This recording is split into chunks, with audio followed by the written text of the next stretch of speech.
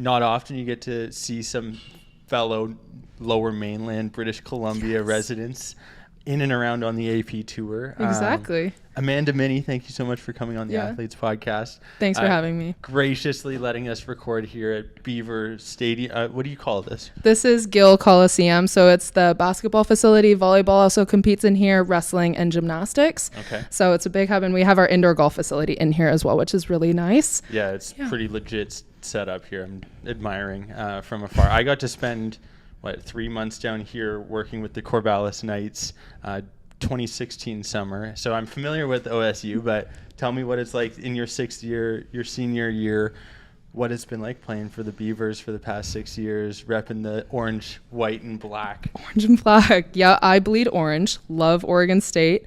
When I got asked to take my fifth and sixth years, it was no question that it was an automatic yes. I got to stay in Corvallis. I have a really great relationship with my coaches that has lasted throughout the years, and it's grown throughout the years also, which has been really beneficial for my golf and just my life. I'm going to know them forever, which is really awesome. And to watch the team build over the years has been very impactful. And I was a part of the change. When I first came to Oregon State, we were ranked 50th or 60th. And then the past few years, we've been ranked 30th. So to see that improvement has been awesome. And I love Oregon State. Our practice facilities are unreal, and just having help whenever we want and just support constantly academically and athletically has been unreal. So it's been awesome. Slight change from the support you get at SDSS in high school? Yeah, a little bit. No hate to the Sun Devils, big fan, but they definitely got me here. But athletics in the United States is definitely different than at home. So very grateful for the opportunity I have. It's crazy. Yesterday we were talking with Taya Hansen, who's from Kelowna, coming down playing at Arizona State and now at Oregon. You're coming down, crossing the 49th parallel. I love showcasing Canadian talent down in the U.S. What are the biggest changes, though, from sport, facilities, training, nutrition standpoint? Are there some big blocks that were oh, this is really different compared to what I'm used to? Yeah, coming from high school, I didn't really have that Canadian college experience, so I can't speak on behalf of Canadian schools. But from what I noticed coming from SDSS to Oregon State was the workout facilities have been unreal, which is awesome. We have a fully renovated weight room. We have 40 racks in there, so many platforms, and our strength coach is available to work with us 24/7, which is so great. Our athletic trainers are so supportive, and if we're sick or have a rolled ankle or anything, they're come in right now, we'll take care of you. And just the constant support's really great. Academically, same thing. We have our academic advisor, and anytime you need a tutor or help or you're stressed about an exam, you go to her and she's just there to kind of hold your hand, but be you need to get through it and you're going to do great. So just all the time support is just great. And same with rivalries between schools. I find that it's very fun being a Beav and having the Ducks here to compete against and always want to beat. So that's different. In high school, it was more SDSS versus DSS or Earl Marriott. We would see you guys on the golf course a lot too. So it's been fun, but having that advancement, being in college athletics, and athletics is so much bigger, I feel in the United States also. So it's cool being able to compete for a top Pac-12 school and seeing us do really well with that. Yeah, I definitely want to touch on Pac-12 being a Beaver, but let's talk about high school golf. That's where we were introduced. Maybe any stories or recollections, if you were to go down nostalgia lane, about playing for SDSS tournaments, provincials. I know you played really well, but Eric McDonald was out there. You played with Kevin Smith, seemed like every other day in tournaments. Any memories stick out from those days? Yeah, definitely. I think it was provincials. On Vancouver Island at Port Alberni. That was a wild experience, so fun. And just our teams were hilarious, and I think we both did pretty well, but I swear I played with Kevin all the time, and Guy is so funny. So call it, or high school. Ricky Fowler, hey? Yeah, with the flow. Yeah. So that was my first little taste of the competitive aspect, always wanting to beat you guys. So that was fun for sure. Who else? Charles Thompson was on that team, right? He went to DSS. On our team for the provincials, we had Sam Thornley, Jacob Hayes, Connor Berarda, and John Morrow. So we did pretty good. Yeah, I think I remember that. I think you guys beat us. Yeah. We didn't perform. Probably. Go on. Let's be real. And you had degenerates like Eric, Kevin on the team. Facts. Was Oregon State always like where you wanted to go? I remember seeing you signing, accepting, but was it clear cut you wanted to be a Beaver from the beginning? Not clear cut. I sent out my resumes to a bunch of schools with like in the West Coast, so I had a lot of options. But as soon as I came on a visit and I talked to my head coach Dawn Shockley on the phone, it was clear cut from there. Her and I just vibed completely. And when I met the team and I saw the campus, I saw no negatives with Oregon State, and I think that was a huge teller. Like, this is the school for me. Right. So, and I haven't regretted it ever since. Hence why I'm here for 6 years. Yeah. So, what has that been like over 6 years between school athletics? I'm sure coming in as a rookie in 2016, you would have been your first year. Like, how has that changed now being a vet on the team? Transitions, has it been hard? What's that been like? I've definitely grown a lot. When I was a freshman, I was very quiet and I observed a lot. I did learn a lot, obviously, but growing up now, being like, I'm very much lead by example. Like, I set a precedent for our freshmen, and I've done a good job at growing throughout the years and like accepting that role, even if it's not the first role I would have wanted to choose. As like a leadership standpoint, I've definitely just accepted that, and I think my golf has also developed with that throughout years, which is helpful. So I've advanced as a player and been more accepting with my coaches, and our relationship has built throughout that as well, which has been nice. Yeah, I was going through your stats. We were talking earlier about your San Fran success, T6, 71, 71, 70. Obviously, having played for so long, I think, what age did you start playing golf? My whole family plays golf. Okay. So I started competitive golf when I was 10. My first tournament was BC Bantams. Nice. In somewhere in Nickawind on the mainland. That's Crescent Beach area. Yeah, something like that. Yeah. So competitively since I was 10, but my whole family plays. My dad's a teaching professional, so he's been my coach, and my brother plays at Gonzaga University, so we're grown up with golf for sure. So what's that like, having a dad as your golf coach? Like, is he just putting a club in your hands at all hours of the day, making you swing? What's that like? Sometimes, yep. Sometimes we had like a hitting net in our garage. So before dinner, you have to go hit 100 golf balls in the net and like stuff like that. But it definitely got us to where we are for my brother and I. So that was really helpful. And our relationship grew throughout the years also.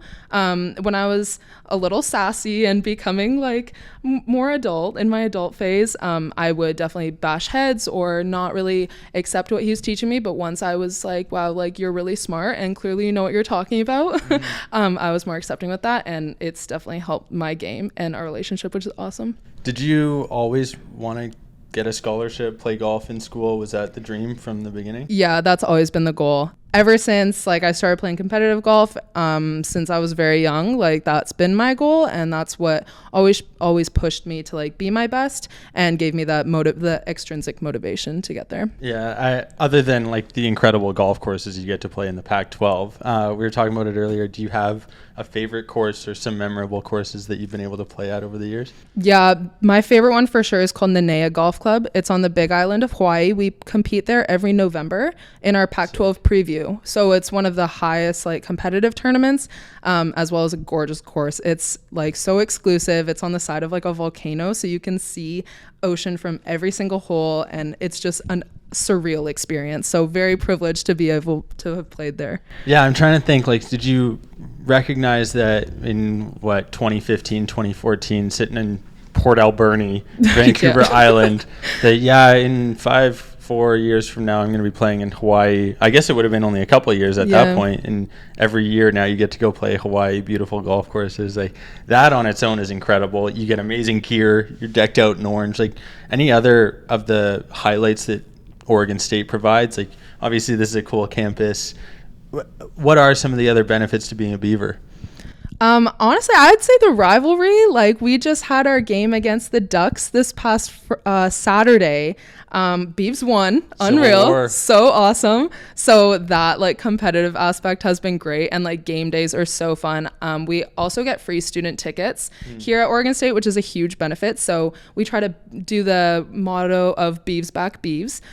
So Beaver athletes try to support other Beaver athletes. So we try to go to like wrestling matches, gymnastics meets, and like basketball games, and just support like our other local student athletes. So that's been a really nice perk as well, getting to know them. Yeah, and the athletics here are not bad. Like, baseball is probably arguably the best in the country for the past 25 years or something crazy. Golf's solid, basketball is good, football just beat the Ducks, so that's a huge one. Storming the field. What was that Civil War game like? 38-34 final, right? Yeah. Crazy. Yeah. Down 20 something points at the end of the first quarter, second quarter. Yeah, it was wild. Like 34-10 after the third quarter, and then Beavers come out with a win. Like, was not expecting that, but all power to them. Like, cannot count out the Beavs. And when we won, just everyone was going crazy. We rushed the field, just jumped down the 10-foot wall, and then just like stormed into the middle. For that being my last student home like football game, it couldn't have been any better. Like, so memorable. Pinnacle of it. Any other events prior to that were top of the list, or was that just like the pièce de résistance? That's definitely the best one. Anytime the Beavs beat the Ducks, it's really great, especially at home. But last year we won more than in the past at home. So last year we stormed the field pretty much every home game. So that was fun. But this year, this was the only one that we did. So it was like definitely the most memorable for me. Yeah, anytime you can beat the Ducks, it's a great time, I'm sure. I know even the rivalry of like parents, when they have, you were talking about it earlier, one parent being a Duck, another being a Beaver, that can cause some crazy family rivalries. What about the training that goes in? Everyone sees the final product on the field playing the course, but there's a lot of work, hours, days spent training, practicing, getting better. What does a day in the life for Amanda Minni look like? For me, we have weights at 6 a.m. 3 days a week, so that's great. Nice little wake up call, and then after that, some studying, and then we have practice most days from 2 to 5. So some days we get to schedule practice on our own and do what is beneficial for our games at the time, and then the other couple days a week, my coaches will pick team drills or other drills that put more pressure on us to emulate like what it will be like on the golf course. So having a balance of that's really helpful. And then on Fridays and Saturdays, we do qualifying, and then the top 5 girls on the team go to the tournaments. So that's some extra pressure. We're always competing against each other, but we have a really good dynamic of supporting each other and wanting the best for the team at the same time, which is like as good as you can ask for. Yeah, golf's interesting because it's an individual but team sport. We chatted with Bobby Ryan, who was a skier at Colorado University, in similar format where you're playing as an individual, but you've got a team score you're also aiming for. What's that like for you, competing with, but also trying to strive for the best overall team score?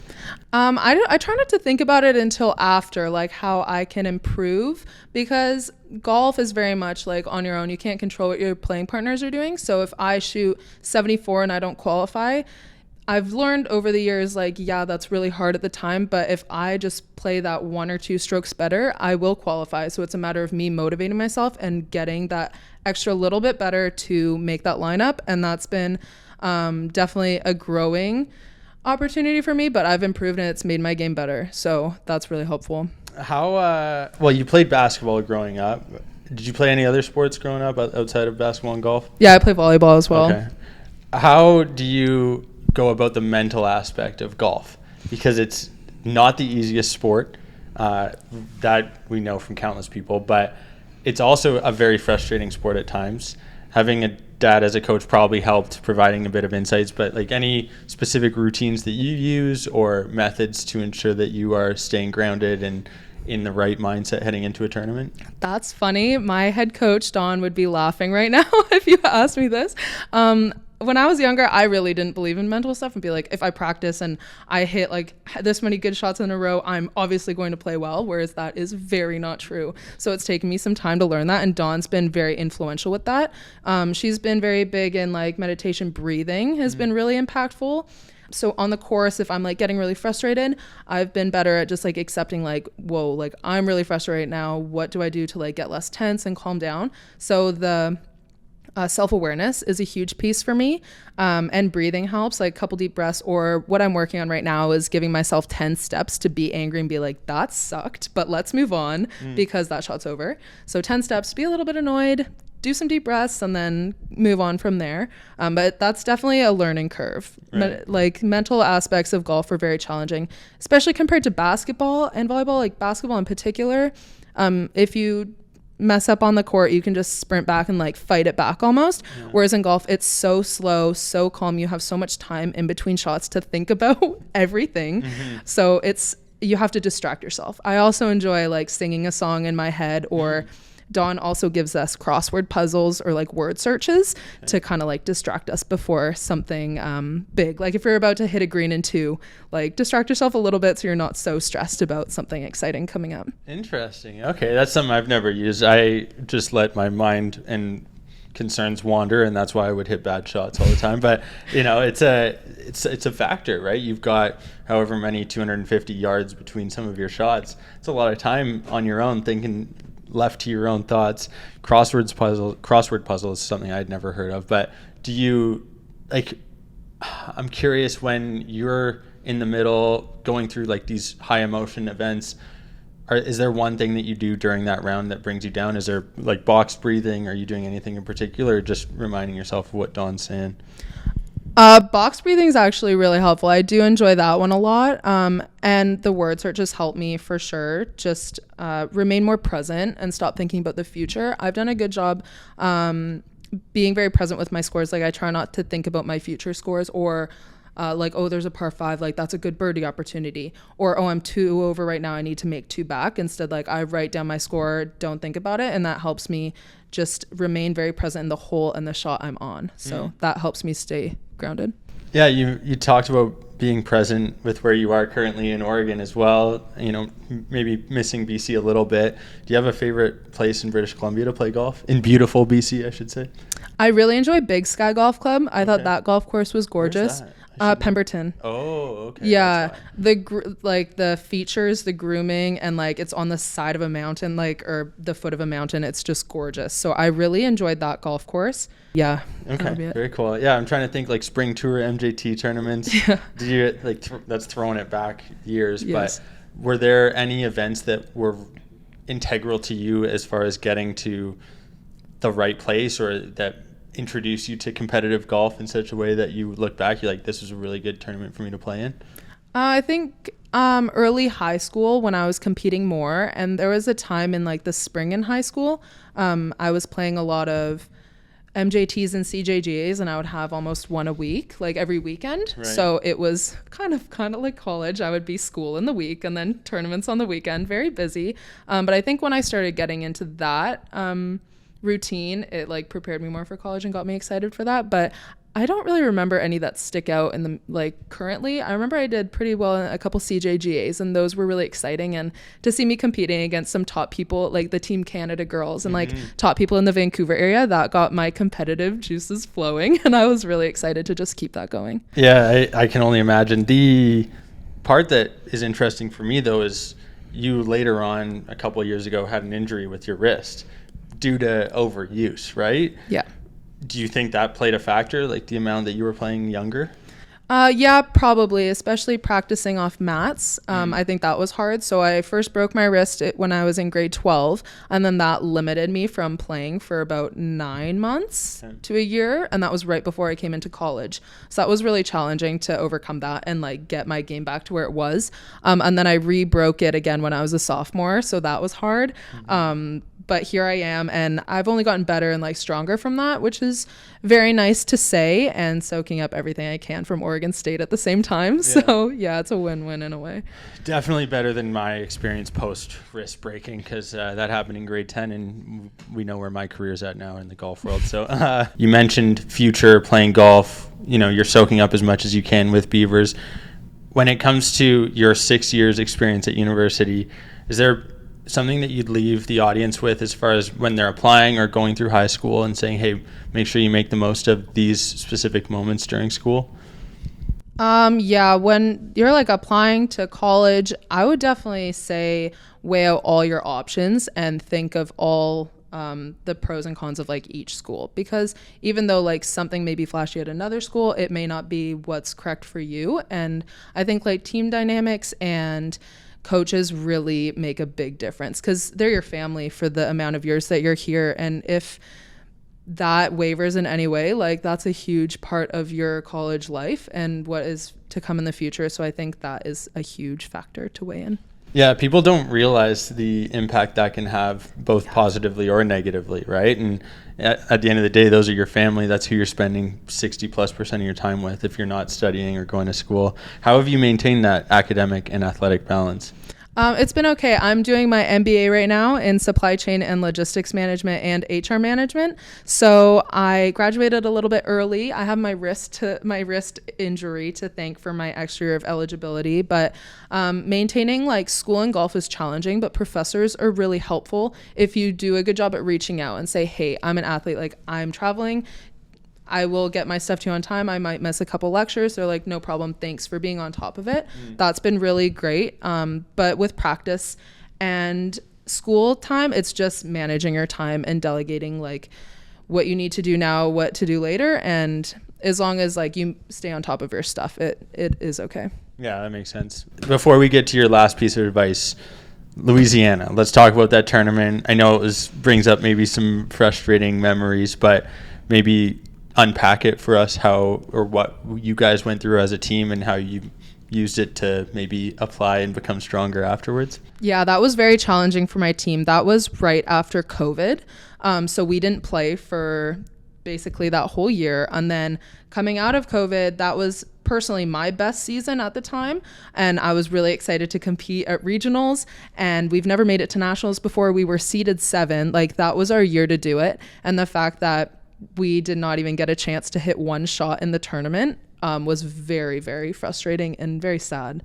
Yeah, so for those who don't know what happened, can you just provide a description as to like tournaments, logistics, what occurred, why you weren't able to even compete? Yeah, so we were at the Baton Rouge Regional in Louisiana, and every day it was raining in the morning, and they pulled the plug on the tournament or on the day of competition at noon.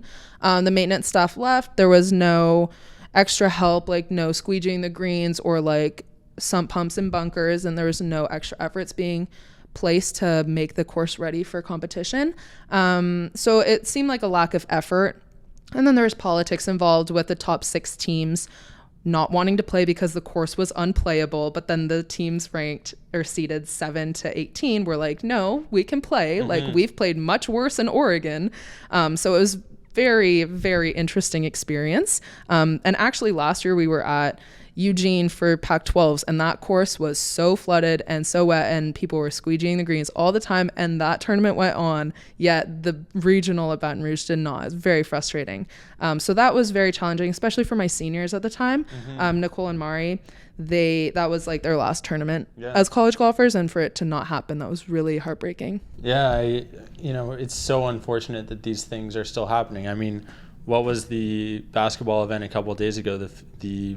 In Vegas, the female basketball event. I don't know if you saw that, but they were set up in a banquet hall. They didn't have any of the facilities set up. Like, it seems like it unfortunately still occurs in the NCAA, despite all of the advancements that are made in technology and sports, spending that money. But missed the mark on that one, obviously, in Louisiana. Missed the mark in Vegas a couple of days ago. Hopefully these things aren't happening. What about you for NIL in your last year? That's something that you've had access to over the past couple of years. Haven't really been using it much? No, I haven't been. Just being from Canada, it's a little bit challenging. I was going to say there's probably a bunch of rules, regulations around it. Yes, exactly. And I have one more year. I don't need to be like making that happen right now. If I was younger, I probably would, but I don't find that it's necessary at the moment. Yeah. You'll get your job and make millions afterwards, right? Exactly. I love it.